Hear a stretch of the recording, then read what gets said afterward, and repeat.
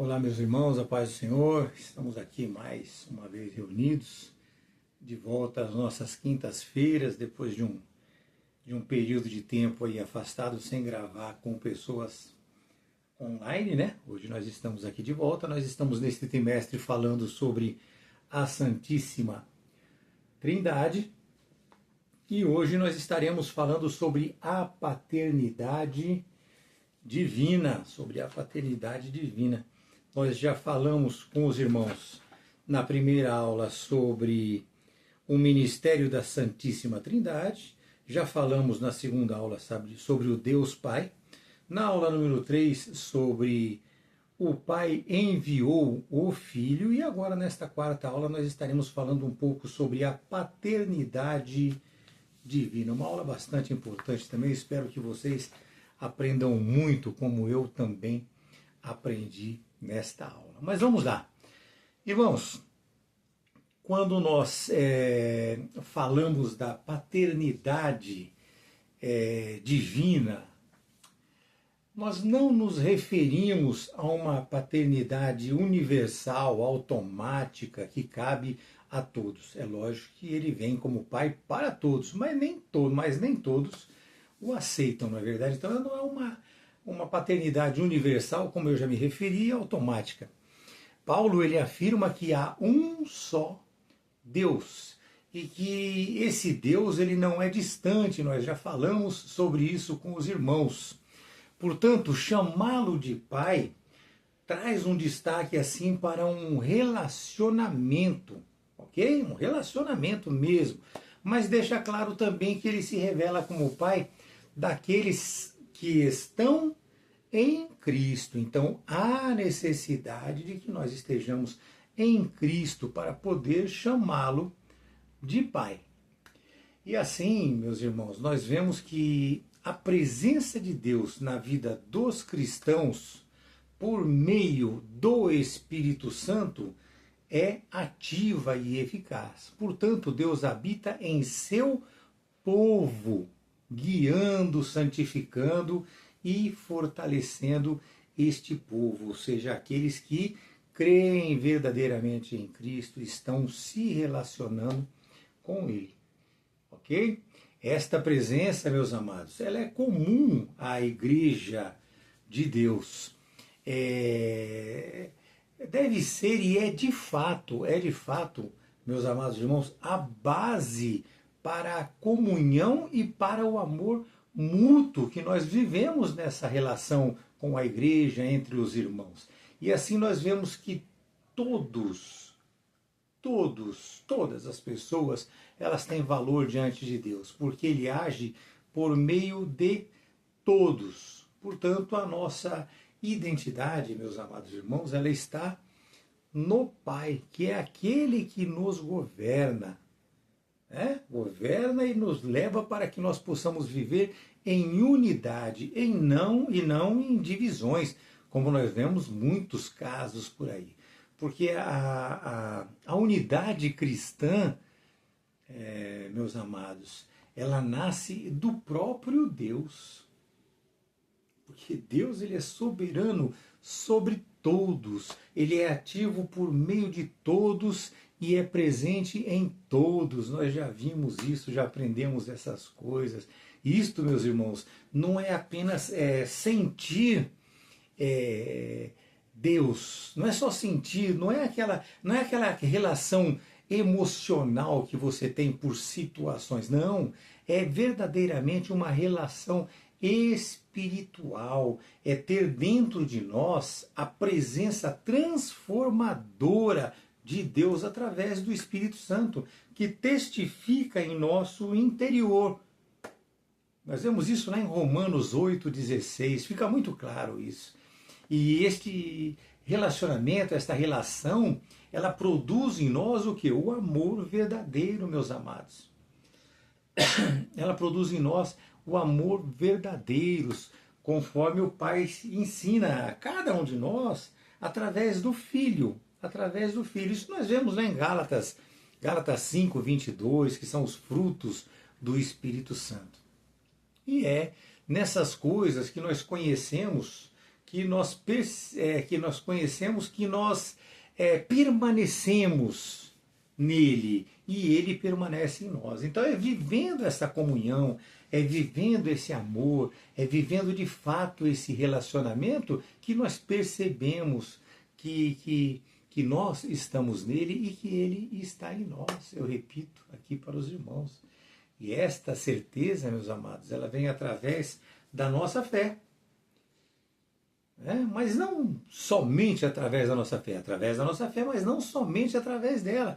Porque nós temos também o quê?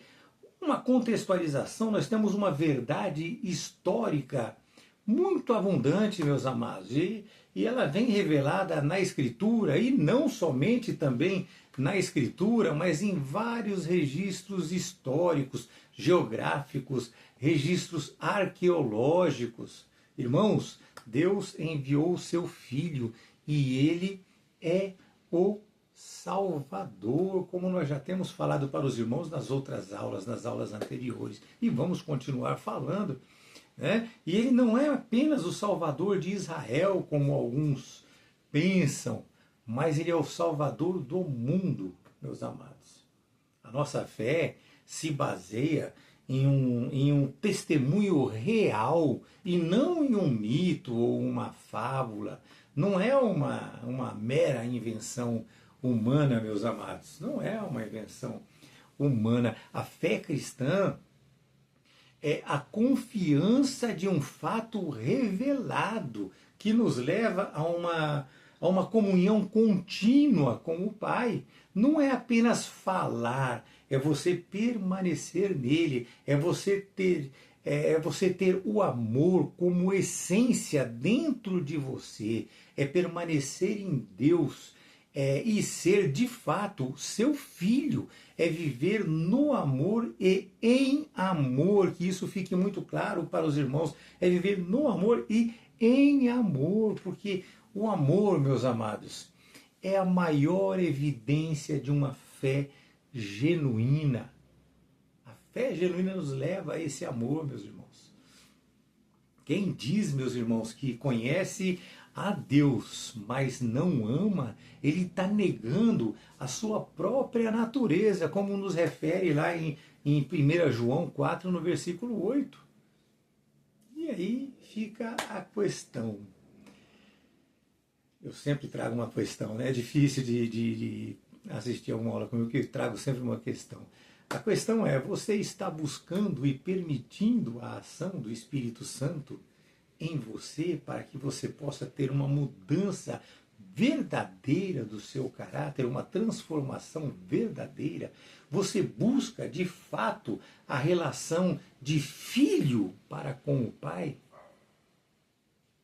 Lembre-se sempre, meus amados, que o Pai, ele te espera. Então, venha, volte para o seu lar. Afinal, nós somos uma família em Cristo Jesus. É dessa forma. E hoje nós vamos estudar o texto. Nós falaremos hoje, pensando no texto de 1 João 4, versículo de 13 a 16. 1 João 4, versículo de 13 a 16. Mas vamos lá, vamos já iniciar aqui dizendo para os irmãos que a paternidade, ele é um atributo exclusivo de Deus. A paternidade é papel exclusivo do Deus Pai. É dessa forma que nós precisamos entender. É só Ele que é o Pai. Só Ele desempenha esta função dentro da Trindade que nós já estudamos. E assim Ele vem e envia o seu Filho, que é o Filho gerado, para que possa morrer pelo meu e pelo seu pecado, ou seja, pelos pecados do mundo. E ressuscitar também para a nossa justificação, conforme nós vemos em 1 Coríntios 15, versículo 3 e 4, Romanos 8 no versículo 25 também. Né? E assim ele nos torna filhos por adoção. João 1, João 1, 11, de 11 a 14, Gálatas Gálatas 4, 4 e 5, nós estudamos Gálatas 4 na aula passada. E como Deus Pai, Ele também, meus amados, envia quem? O Espírito Santo, ou seja, o Paráclito, para habitar na congregação dos salvos em Cristo. João 14, 17 fala dessa maneira. Portanto, meus irmãos, Ele é Pai de todos e não apenas de Jesus, como nós já vimos na aula passada. Então Ele é Pai de todos. Nós já explicamos que a criação com Adão, nós já vimos ali isso muito esmiuçado na aula passada, né? Então, que nós somos filhos por adoção, entre outras coisas. Então, já foi bem esmiuçado isso para os irmãos. Então, Ele é por todos e Ele é em todos, conforme nos traz Efésios 4, 6. Ok? Só para ficar claro para os irmãos, Ele criou Adão, criou os anjos também, nós somos filhos por adoção, e Ele gerou a Jesus Cristo. Da aula passada, só um pequeno e um breve relato para os irmãos aqui. Agora, o que nós precisamos entender bem é que esta definição bíblica nada tem a ver com a heresia do subordinacionismo, ou seja, de subordinação, já que a subordinação do Filho e também do Espírito Santo, ela é meramente funcional, não os tornando inferiores àquele de quem eles procedem. Então, o Filho procede do Pai, mas não é inferior a ele. O Espírito Santo procede do Pai e do Filho, mas também não é inferior a eles. João 1,14, João 14, 26, explica sobre esses assuntos. Mas vamos lá. O que seria essa heresia do subordinacionismo, meus irmãos? Esta heresia coloca Jesus como vamos dizer assim, um Deus, um D minúsculo, um Deus de segunda classe.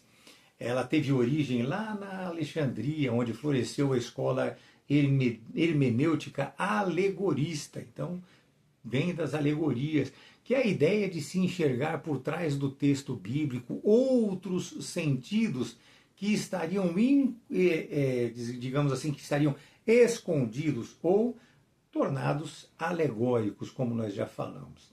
E o pior de tudo isso, né, ele se contrapõe à escola de Antioquena, que é literalista, que é autora de muitos bons princípios hermenêuticos, e bons princípios hermenêuticos estes que nós usamos até os dias de hoje. Orígenes, meus irmãos, embora autor de muitos bons princípios, ele também é autor desses maus princípios. Ele viveu ali de 184 a 254 depois de Cristo. Agostinho também cometeu alguns erros neste sentido, que por toda a Idade Média ali perdurou. Após isso também os reformadores mantiveram esse mesmo alegorismo. Agora entenda que isso, meus amados, não corresponde à maneira correta de se interpretar a palavra de Deus. Não é com alegorias. E assim, né? E assim, meus amados, a controvérsia de Orígenes, que acabou ali alegorizando o texto sagrado, deu origem a esse subordinacionismo. Tudo isso deriva ali das ideias platônicas de Filo, onde há um ser supremo, eles chamam ele de Uno, como se fosse um Deus, um ser supremo chamado Uno, no qual os demais devem, ao qual os demais devem a sua existência. Então eles só existem porque ele os criou. Aqui, conosco é diferente, né? Então, mas o pior, para falar para os irmãos, isso também se deu no cristianismo. Começou aquele cristianismo platônico que foi abraçado inclusive por Justino, que viveu de 100 a 165 depois de Cristo. Ele foi um importante teólogo, né?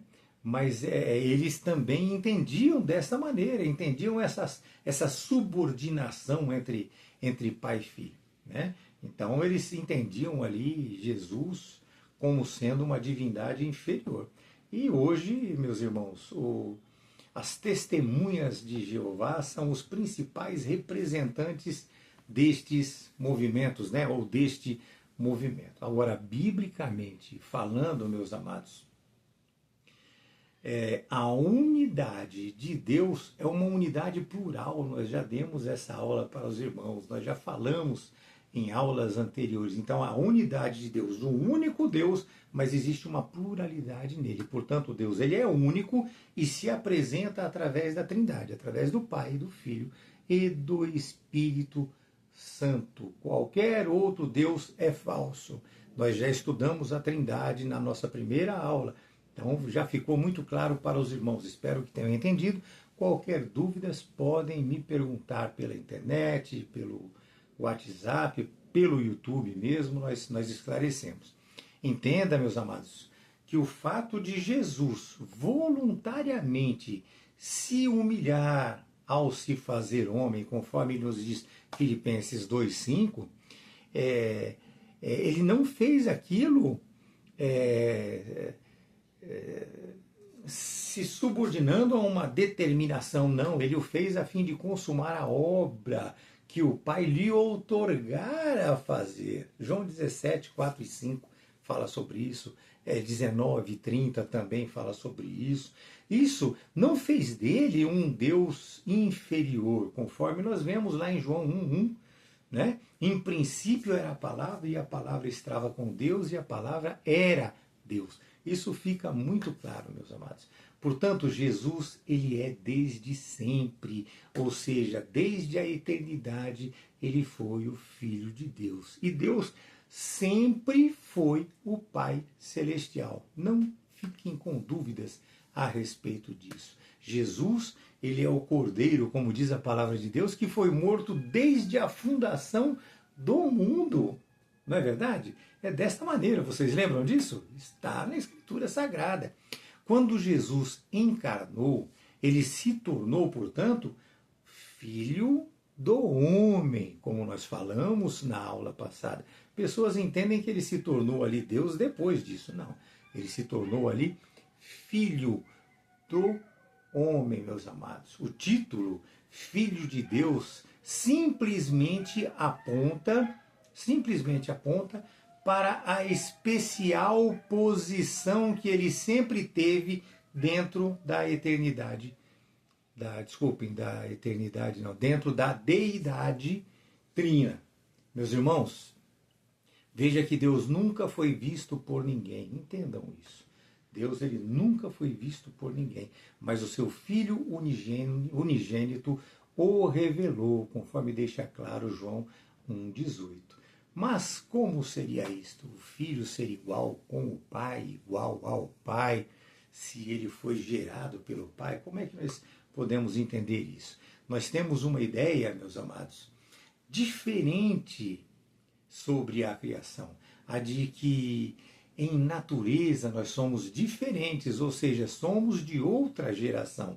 Então foi sendo gerado sucessivamente, porém tendo a mesma característica da natureza humana. E assim a filiação não significa inferioridade, né? Mas aí vem aquela pergunta, então Jesus teve um começo? Eu falei do que nós entendemos como seres humanos do que é uma geração, né? Mas Jesus então teve um começo? Essa é a questão que fica depois. Vamos tentar entender um pouquinho mais sobre essas coisas. O que é ser gerado pelo Pai? Vamos começar tentando entender isso. O Filho é gerado do Pai enquanto o Espírito Santo procede do Pai e do Filho. Isso precisa ficar muito claro para vocês. O Espírito Santo procede do Pai e do Filho. E o Filho, ele é gerado do Pai. O texto base para a geração do Filho, nós estudamos a geração do Filho pelo Pai, é Hebreus 5,5, que diz o quê? Tu és meu filho, hoje te gerei. Prestem bastante atenção nesses textos, vai ficar muita coisa bem clara para vocês. Tu és meu filho, hoje te gerei. E já em Hebreus 1,5 diz assim, porque o qual Porque a qual dos anjos, porque a qual dos anjos ele disse alguma vez: Tu és meu filho. Neste dia te gerei. A nenhum dos anjos. Os anjos são criaturas, são criados. E outra vez, né? Eu serei para ele um pai, e ele para mim um filho. É desta maneira, meus amados. É o próprio pai, é o próprio pai aqui dizendo: Tu és meu filho, hoje te gerei. Ele não disse a nenhum anjo, ele disse a Jesus apenas. É o próprio pai que diz: Tu és meu filho, hoje te gerei. E ele diz também: Ó Deus. Se nós lermos em Hebreus 1:8, está muito claro. Mas o filho diz: Teu trono, ó Deus, ao filho, né? Mas do filho, ele diz. Do filho, ele diz: Teu trono, ó Deus, é para sempre e sempre, cetro de justiça e cetro do teu reino. Então é Deus chamando, o Deus Pai chamando o Deus Filho de Deus. É desta maneira. É desta maneira. E o chamando de filho, meus amados. Ou seja, o Pai chama seu Filho, Cristo, de Deus, e diz que o reino é dele. Não existem, meus amados, por mais que vocês procurem, por mais que vocês tentem explicações, não existem pormenores que expliquem esta geração. Mas como vimos a fundamentação bíblica para isso. Não existem pormenores, como, de que jeito, mas existe a fundamentação bíblica para isso. Portanto, é bom destacar que gerar no texto, o contexto de todos esses textos, ou seja, se analisarmos todo o contexto desses textos que eu mencionei para os irmãos, nós veremos que não há ali o entendimento de que ele foi gerado. Né? Então, é muito bom destacar para os irmãos que gerar no texto sagrado não tem a ver com criação do Deus Filho. Não é a criação. O contexto disso tudo deixa claro e deixa entender que ele é autoexistente. Ele é autoexistente. Então, esse contexto, meus amados, quer dizer que naquele momento ele foi gerado como rei.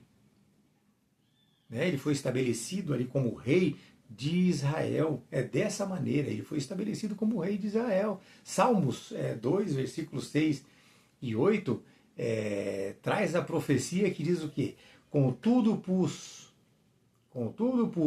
meu rei sobre o meu santo monte de Sião. Eu declararei o decreto. O Senhor me disse: Tu és meu filho. Veja bem, tu és meu filho. Neste dia eu te gerei. Então, neste dia ele gerou aquele filho. Não é que aquele filho foi gerado naquele momento. Neste dia eu te gerei.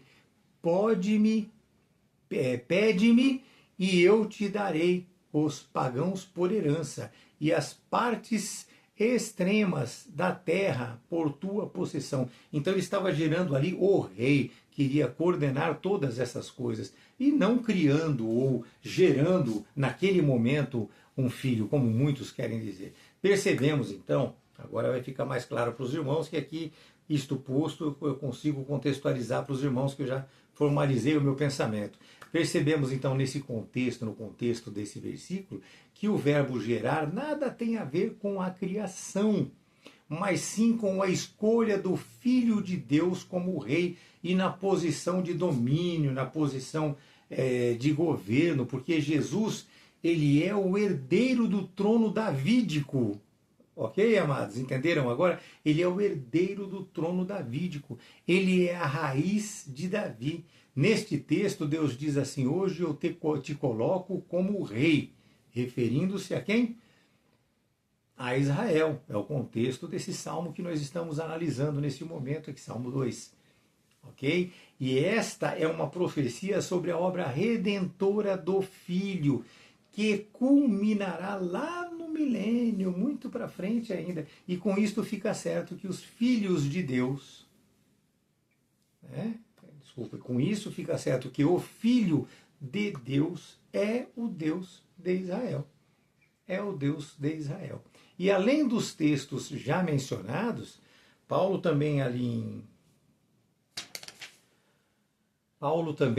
em Atos 13, versículo 32 e 33, deixa claro que a frase hoje te gerei do Salmo 2 significa literalmente que Jesus é e sempre foi o seu Filho unigênito e o Messias prometido a Israel. Salmos 2,7, como nós já falamos para os irmãos aqui, como rei. E em todo o sentido da Escritura Sagrada, meus amados, vê-se com perfeição que a palavra gerar tem o sentido de exaltação, de exaltar, de colocá-lo como, de posicioná-lo, e não de geração, de gerar. Portanto, o Filho é eternamente gerado pelo Pai, ou seja, ambos são eternamente existentes e relacionam-se como Pai e Filho. Se nós formos no dicionário Aurélio, nós vamos conseguir ver isso também. Nós entenderemos também desta maneira como nós explicamos. É lógico que tem o gerar da forma como nós entendemos como seres humanos, mas tem também o gerar da maneira como nós estamos explicando aqui espiritualmente para os irmãos. Já que são apenas um, então o sentido aí de exaltação que eles estão vivendo, né? Então o Filho ele é eternamente gerado para o Pai, ou seja, ambos são eternamente existentes e relacionam-se como Pai e Filho. Por quê? Porque eles são apenas um, conforme João 10,30 nos diz, eu e o meu Pai somos um.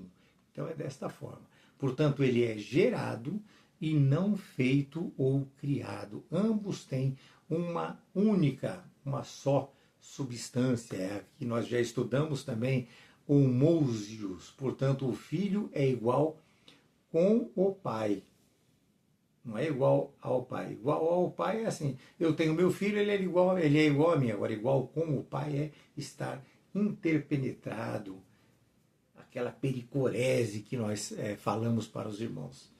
Né? Repetindo, então, ele é plenamente Deus e eterno. E esta forma de falar é apenas uma maneira de se distinguir o Filho sem que ele deixe de ser Deus. Lembre-se que pericorese, aquela pericorese que eu acabei de falar, que nós já estudamos, um é o outro, um está no outro, eles se interpenetram. Portanto, o Filho não foi criado.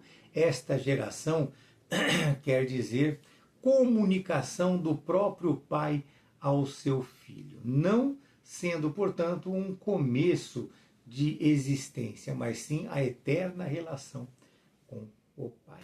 Ok, meus amados? Deus, ele é autoexistente nessas três pessoas, Pai, Filho e Espírito Santo. Se alguém ficou com confusão ou algum probleminha, me pergunte, nós explicaremos para os irmãos. Tentarei diminuir um pouco mais para que fique mais claro para os irmãos. Então Deus é autoexistente nas três pessoas, Pai, Filho e Espírito Santo. E para nós, meus amados, com o pouco saber que nós temos, nós não podemos ficar aqui conjecturando neste sentido, tentando comparar isto com algo entendível, porque é como a água, é como o pássaro, não podemos, nós não podemos, nós devemos ficar com o que a Escritura deixa claro. Muitas pessoas tentam explicar de várias maneiras, não é necessário, é isso que nós lemos aqui, nós precisamos entender isso. 1 Coríntios 2,14 fala o quê? Mas o homem natural, ele não recebe as coisas do Espírito de Deus, porque para ele são loucuras e nem pode conhecê-las, porque elas são discernidas apenas espiritualmente, meus irmãos. Quando nós falamos coisas discernidas espiritualmente, nós estamos falando do Espírito Santo habitando em nós. Isso fica tudo muito claro lá em João 16,14, que diz que o Espírito, né, o Espírito me glorificará. E assim o Paráclito, ele glorifica o Filho, que glorifica o Pai. João 17:1 diz assim. E esta é a relação de amor. É uma relação de amor e não de subordinação, como nós já falamos para os irmãos. E com isso nós vemos que também o Espírito Santo é gerado da mesma forma pelo Pai e pelo Filho. João 16:7 e também João 15:26 fala sobre isso, que diz o quê? Mas quando vier o Consolador, que eu vos enviarei da parte do Pai, o Espírito da verdade que procede do Pai, ele dará testemunho dele. É desta forma, meus irmãos. Mas sobre o Espírito Santo nós falaremos em outras aulas e eu espero ter ficado claro esta exposição para os irmãos sobre a paternidade divina. Qualquer dúvida, perguntem, meus amados irmãos, que a gente pode esclarecer. Eu falei da maneira como eu compreendi, mas de repente vocês vão entender de outra maneira, ou vão tentar entender e não vão conseguir. E eu esclareço para os irmãos posteriormente através das perguntas que chegarem. Portanto, amados, nós precisamos confessar Cristo como Filho. E confessá-lo Filho não significa que ele seja outro Deus. E nem que ele seja um Deus inferior, como nós já falamos, como nós já aprendemos. Entenda, irmãos, que Deus é sempre o primeiro, pois ele nos amou primeiro. Ele nos amou e é por isso que nós o amamos. 1 João 4,16 diz assim: nós conhecemos e cremos no amor que Deus tem para nós. Deus, ele é amor. É aquele que habita em amor, e aquele que habita em amor em Deus, e aquele que habita em amor, habita em Deus, e Deus nele. É desta forma. E desculpem, meus irmãos, eu não faço correção nas aulas, não. As aulas vão prosseguindo, nós estamos gravando e um errinho eu corrijo e nós vamos fazendo dessa maneira. A gente não faz cortes para poder consertar as coisas, não. Aqui é direto mesmo. Ou se faz ou não se faz, não é verdade? Nada, meus amados, entenda, nada pode nos separar deste amor perfeito, disse Paulo. Foi muito claro, ele diz que nem a morte, nem a vida, e etc, etc. Isso está lá em Romanos 8, 38 e 39, deem uma lida, vocês vão gostar muito. Como nós já estudamos na aula passada, eu não vejo aqui a necessidade de me aprofundar neste sentido aqui, ok? Mas esses textos que nós estamos vendo agora aqui, nós vemos a confiança que tem quem crê de fato no perfeito amor de Deus por nós. Nós temos que ter confiança. Isso não diz respeito apenas à salvação, não, meus amados, mas nos dá segurança quanto ao futuro. Efésios 1, 13 e 14, 1 João 4, 16, Romanos 8, 1 fala sobre isso. E ali, meus irmãos, ele se refere ao trono branco. Quando ele fala isso, ele se refere lá na frente, lá no futuro, ao trono branco, que é quando aqueles que rejeitaram o amor de Deus serão lançados no inferno. Apocalipse 29, 11. Apocalipse 29, de 11 a 15. E Apocalipse 21, 8. Portanto, nós não somos mais escravos do pecado com o rumo à condenação, conforme nós vemos lá em Efésios. Nós também lemos isso em João 5, 24, que diz que quem crê jamais entrará em juízo na qualidade de réu. Isso fica muito claro, não é verdade? Agora, sempre você deve se lembrar muito bem que não é uma vez salvo para sempre. Não é dessa maneira como creem os calvinistas. Nós entendemos de outra maneira. Para se viver isto, é preciso permanecer neste amor perfeito do Pai, vigiando em todo o tempo. Apocalipse 3, 10, 11, Hebreus 3, 12 fala sobre isso.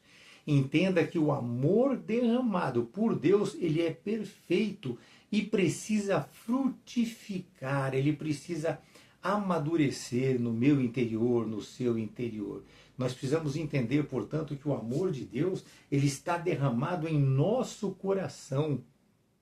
Não é que ele foi derramado, não, ele está derramado. Isto é continuidade, isso é renovo dia a dia, isto é relacionamento, isto é verdadeiramente comunhão com Deus. E nós devemos cultivar esta virtude de uma forma bastante dinâmica. E isto vem por onde? Vem pela obediência à palavra de Deus. 1 João 2,5 deixa isso muito claro, meus irmãos. 1 João 2,5 fala disso. Pois o Espírito Santo atua continuamente em nós, enquanto assim nós o fizermos. Vejam, amados, que o crente, filho de Deus por adoção, como nós já falamos na aula passada e hoje eu mencionei também, ainda anda como Jesus andou. O crente, vamos voltar aqui, o crente, filho de Deus por adoção que somos nós, ele tem que andar como Jesus andou. 1 João 2,6. Aquele que diz que está nele deve ele mesmo andar da maneira como ele andou. Então, ele tem que ser o nosso exemplo. Muitas pessoas criticam Paulo, né, que fala, sejam meus imitadores como eu sou de Cristo. Mas nós podemos imitar, sim, pessoas que nós temos convicção e sabemos que são verdadeiramente de nosso Senhor Jesus Cristo. Então nós podemos, sim, imitar pessoas que verdadeiramente pertencem a Deus. Como disse Paulo, sejam meus imitadores como eu sou de Cristo. E nós temos que ser imitadores de Cristo, andar conforme ele andou. E entenda que a despeito de ninguém ter visto Deus, outro detalhe que nós precisamos ter aqui, por quê? Porque Deus, ele é Espírito, né? Nós vimos a Deus, sim, pela revelação do Deus Filho, que veio e se apresentou a nós. Se nós amarmos uns aos outros, olha como a palavra de Deus é maravilhosa. Se nós amarmos uns aos outros, Deus está em nós. E em nós há o perfeito amor de Deus. Vocês vejam que lá em Êxodo 24:10, nós vemos ali uma teofania, né? Não é uma revelação plena de Deus, é uma teofania, é um moldar de Deus, ou seja, é uma sugestão daquilo que ele é, né? Digamos assim, de um modo que o ser humano, vamos falar dessa maneira, e verdadeiramente, ele é apresentado ali de uma maneira que o ser humano poderia compreendê-lo, pode compreendê-lo, né? Então nós temos uma declaração maravilhosa feita por João nesse sentido. Então nós vemos essa teofania, mas João ele deixa muito claro para nós, né? Deixa muito claro lá em 1 João 4,12, ele diz o quê? Que embora Deus não possa ser visto como ele é, ele pode ser visto naqueles em quem ele habita e em quem o seu amor é aperfeiçoado continuamente. Você realmente permite que o Espírito Santo habite em você, você verdadeiramente se relaciona com Cristo, você se relaciona com Deus? Meus amados, é dessa maneira. Você se permite isso, é uma escolha, você não é um robô. Você pode dizer sim ou não. Só que nós temos que perceber que nós fomos amados primeiro. A pericorese, nós já falamos da pericorese na aula passada, nessa também, em outras aulas também, eu acredito já ter mencionado ela, inclusive em trimestres passados, em outros trimestres, né? Ela ensina o quê? Ela ensina que as três pessoas da Trindade se amam. E elas também amam os pecadores, as três pessoas da Trindade. Isso não tem nada a ver com o nosso mérito. Nós não temos mérito nenhum, meus amados. Nós só amamos a Deus porque Ele nos amou primeiro. Nós precisamos entender isso. 1 João 14:19 deixa isso muito claro. Portanto, amados, tudo vem de Deus e Ele é Pai de todos. Tudo vem dele. tudo vem dele, inclusive a nossa capacidade de crer, a nossa capacidade de nos arrependermos, a nossa capacidade de relacionamento com ele. Portanto, se você crê, é porque ele te deu capacidade para isso. Efésios 2, 8 e 9 fala assim: veja que nós exercemos a fé. Nós exercemos a fé, claro, mas quem nos deu esta capacidade foi Deus. A fé vem pelo ouvir, e ouvir a palavra de Deus. Vocês se lembram disso? A Escritura Sagrada nos deixa assim meio que sem saída, né? Não dá o espaço para a gente ter dúvida. Lembrem-se, isto não é imposto. Isso vocês têm que lembrar bem. Isto não é imposto por ele, mas é proposto, como eu falo sempre. Porém, aceito de coração, é ele quem vai te capacitar. Amém? Que Deus abençoe, eu espero que tenha ficado claro para os irmãos. E se vocês tiverem dúvidas, podem perguntar para mim. E eu vou fechar aqui a internet e eu vou abrir para as perguntas agora. Deus abençoe a todos, uma ótima semana, nos vemos a semana que vem com a nossa próxima aula.